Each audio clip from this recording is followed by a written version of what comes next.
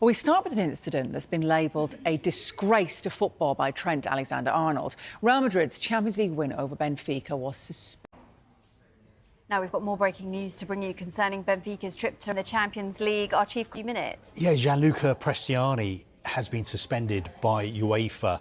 Now, Prestiani denied that he had racially abused Vinicius Junior. What UEFA have moved very, very quickly, and just in the last few minutes, they have announced that they're disciplining. The investigation opened by UEFA after the unacceptable episodes of racism experienced during that match. Real Madrid appreciates the unanimous endorsement, support and affection that our player Vinicius Junior has received from all areas of world football. Real Madrid will continue to work in collaboration with all institutions to eradicate racism, violence and hatred in sport and society. Well, it's a story where the ramifications are being felt far beyond Real Madrid and Benfica. For more on this now, we can head to Liverpool's training ground and join Vinny O'Connor. Afternoon to you, Vinny. Was this issue top of the agenda for Arne Slot then?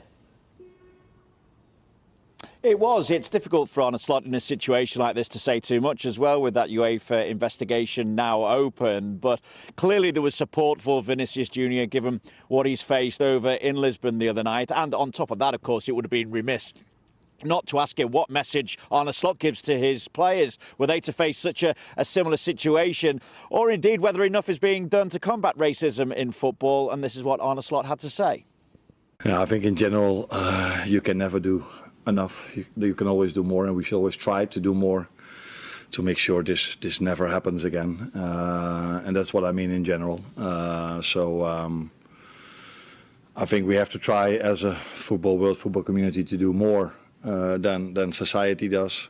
That's maybe not so difficult, by the way, but and I think protocol has been followed during the game, so that's the first step. And I think the football world reacted as you expected to react, and I'm trying to do the same now. We can never do enough or too much. We can do enough, but we can never do too much. No.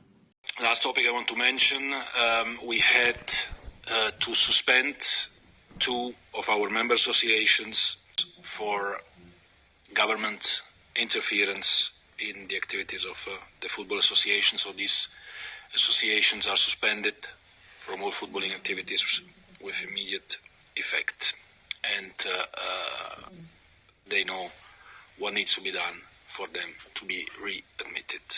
This is what they have said. They've responded to FIFA's threats to sanction players. The TI community. Steve Cockburn, the Amnesty International's head of economic and social justice, said this: last-minute threats to sanction players' quality is the latest example of FIFA failing to fully uphold its own values and responsibilities. Sport does not happen in a vacuum, and these are issues on which FIFA should be leading, not cracking down.